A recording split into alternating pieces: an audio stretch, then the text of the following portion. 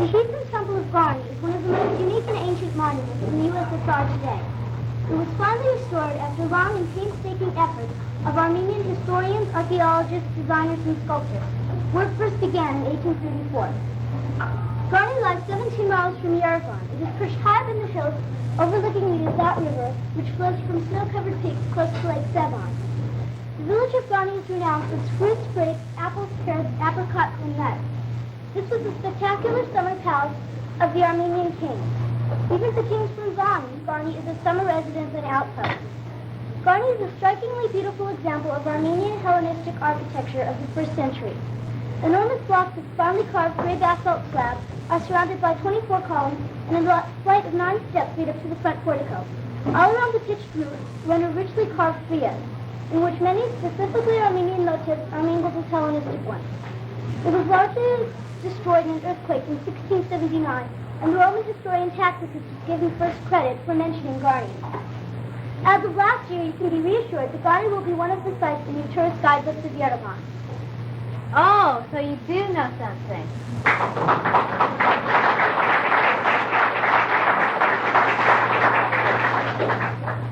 Where are you going, Sally? I'm taking my report to school. Report? What report? This report, big brother. The vast fertile valleys of River Arak and the massive dome of Mount Arak were the most picturesque corners on earth.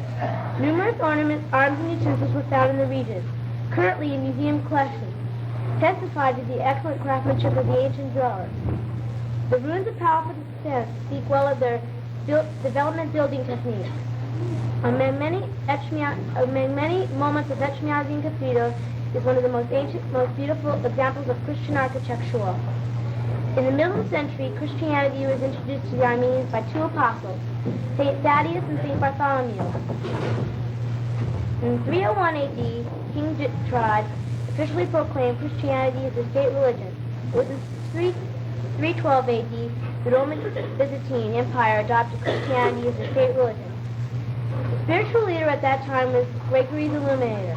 St. Gregory saw the vision in which he was told to build a church. He built the church in AD 303 and called it Holy Echmiadzin. Holy Echmiadzin is the oldest church in the world today. The architectural form is the basis for which the Gothic-style Europeans adopted in the Middle Ages.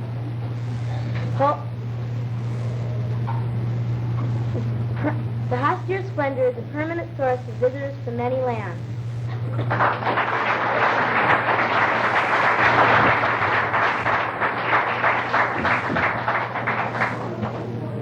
That's interesting, but I already knew it.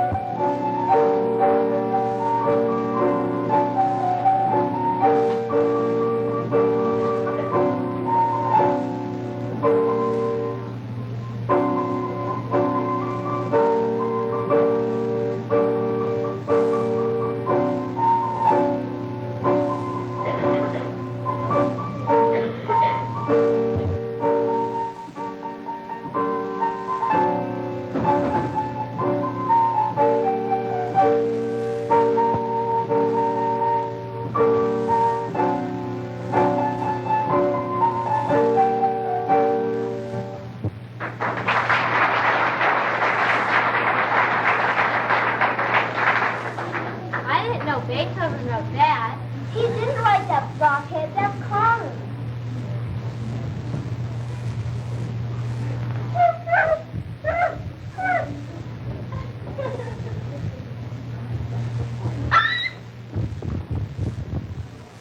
What's up? Where have you been? Snoopy's been waiting for you. Hello, Snoopy. I just came from the library gathering information on Mount Ararat. Mount Ararat is 17,325 feet above sea level. According to the Bible, Noah's Ark came to rescue. Mount Ararat is part of the historic mountains of Armenia, which from time immemorial blends mythology and history to reality. Mount Ararat personifies the hopes and dreams, the yearnings and the aspirations of the Armenians to be free. Mount Ararat stands proudly like the Armenian people, able to withstand the forces of time, tyranny, and the elements. Armenia is thus placed placed in a conspicuous position in that part of the world where the ancient civilization of the Middle East flourished. It is worthy of note that the legend of Noah's Ark, having rested after the flood in the White Peak of Ararat and the midst of the Garden of Eden, having birthed the picturesque city of the Armenian plateau, and naturally kindled the patriotic romanticism of the Armenians. Hence, they proudly proclaim their fatherland as the cradle of mankind. The magnificent province of Ararat yields all manner of plants, and all things are delightful and useful for human life. Chirp, chirp! Mount Ararat consists of two peaks separated by a saddle of 8,800 feet above sea level. Their summits about 7 miles apart. The lower summit, lit on the sea, rises in a steep, smooth, nearly perfect cone on the southeastern flank of the Big Dome, Big Massif, to an altitude of 17,877 feet above sea level. Mount Ararat is sacred to the Armenians, venerated by them as the mother of the world. A Persian legend refers to Ararat as the cradle of the human race. Chirp, chirp! For Armenians, Mount Ararat is a symbol of their unity and the focal point of their traditions. Did you get that, everybody?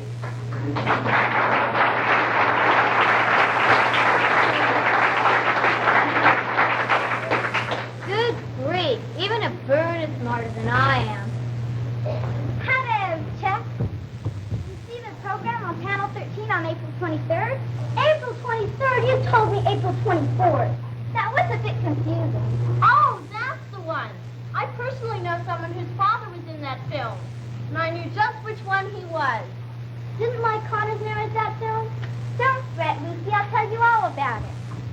By the beginning of the 2nd century BC, and just before Armenia had independent states, Armenians were established people.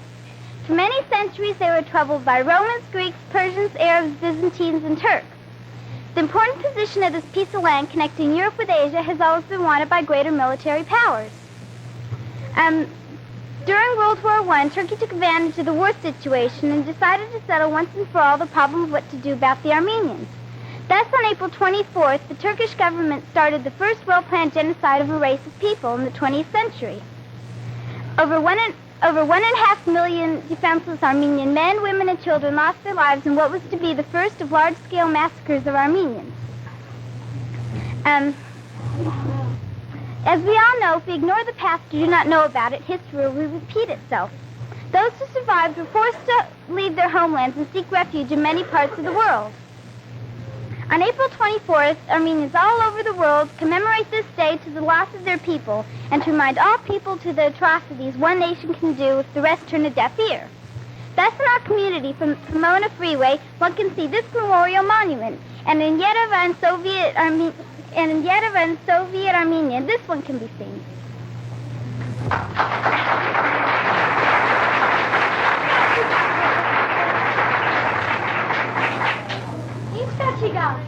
We have been trying to teach Charlie Brown about Armenia. Maybe I can help.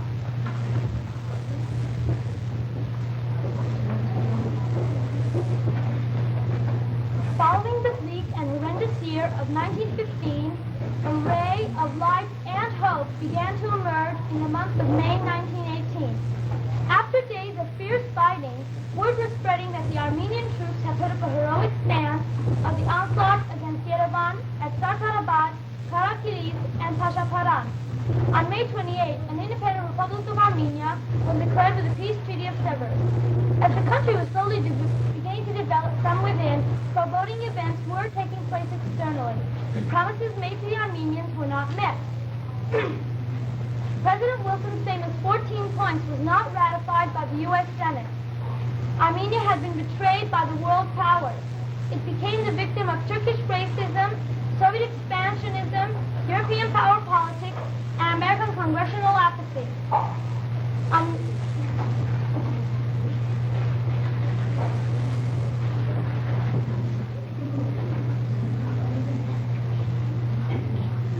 The Treaty of Sevres was not designed to be enforced. In 1923, the Allies bowed to the demands of Mustafa Kemal in the signing of the Lausanne Treaty. Thus, instead of the 30,000 square mile piece of land returned to them, there is a small Soviet Republic of Armenia of 11,500 square miles. the major part of historic Armenia remains occupied. However, neither the 1915 genocide nor the subsequent Turkish-Soviet destruction of Armenia has silenced the demands for justice. Representatives of the Armenian nation struggle daily throughout the world to make their voices heard. Because they have not lost faith in what they believe, their spirit and hope cannot be conquered.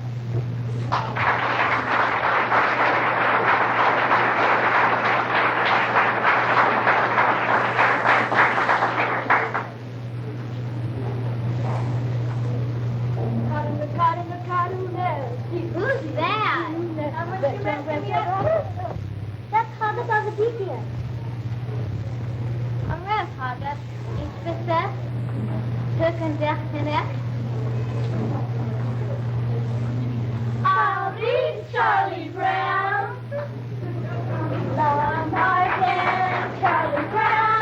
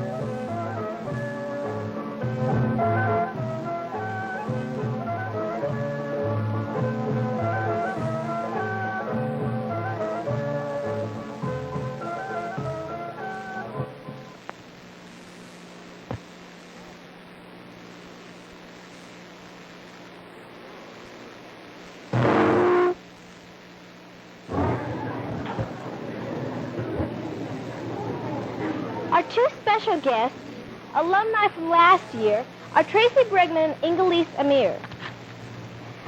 Both regularly came back every Thursday to be part of this program. They truly are a nice affair.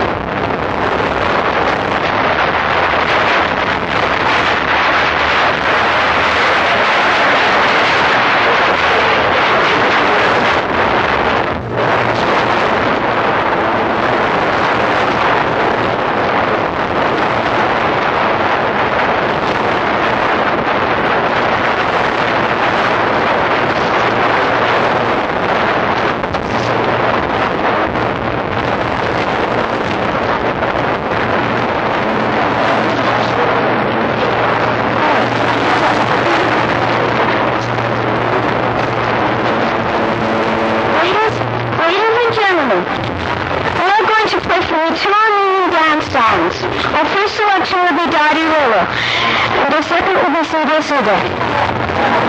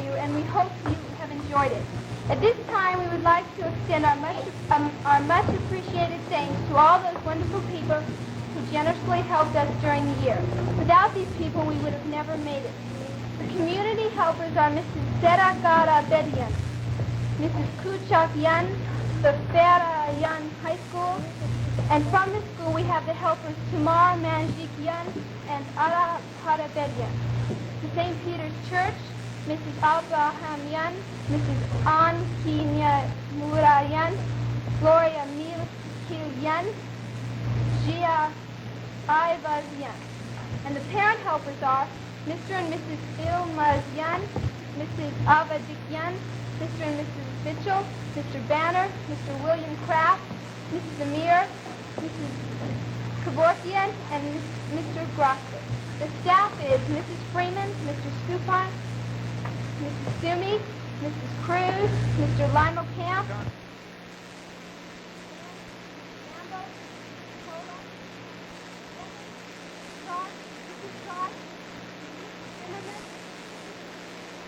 this year after 29 wonderful years of teaching. The film crew is Mr. and Mrs. Grosper, Terry Scheck, and Michael Grosper, and Nico Abondulo. The stage crew is Steve and Stuart Grauer, Howard Generous, Yolanda Floss, and Craig Banner. This year, like last, we are serving refreshments. But as you must know, this year, Armenians again were caught in another conflict. So, we at Dixie Canyon would like to show that American children really do care about Armenian children in all parts of the world.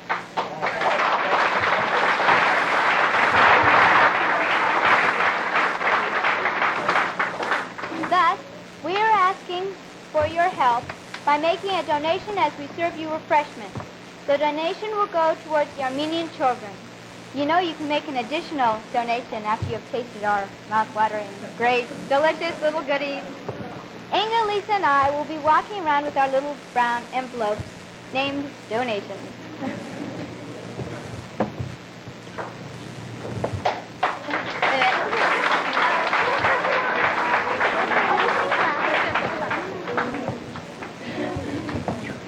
There are 3 people we would especially like to thank.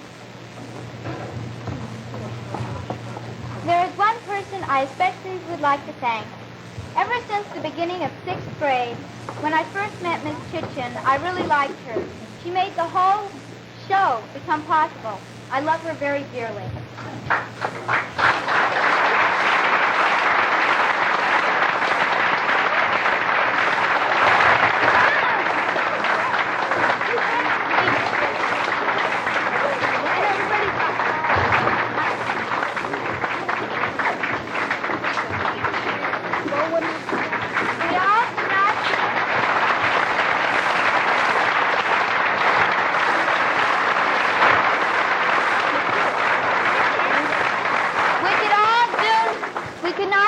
Without her.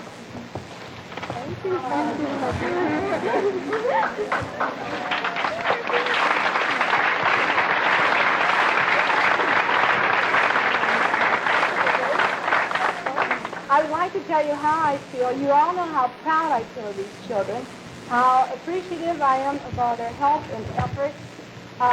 Extremely fortunate to be able to do an ethnic program such as this, and the wonderful support and help I have both from the staff and the community. You heard that list. It would not have been possible without it. And you made me very happy by turning up and sharing it with us. Thank you.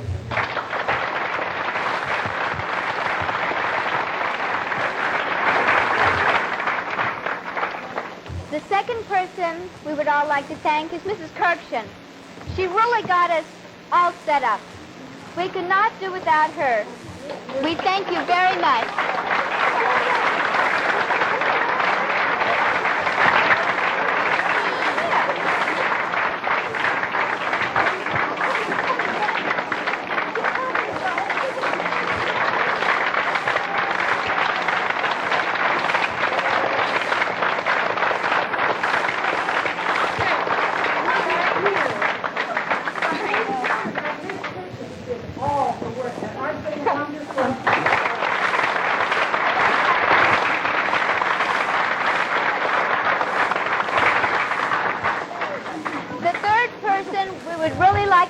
Is Mrs. McKillian.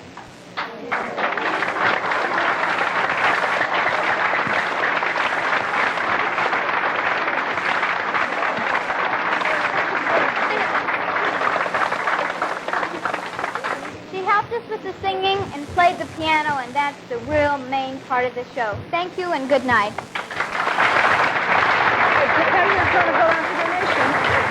Remind them about the donation. Don't forget the donations.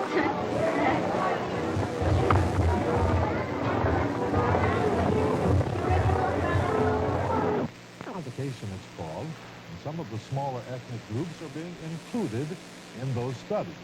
At the Dixie Canyon Elementary School recently, they've been studying the Armenian culture.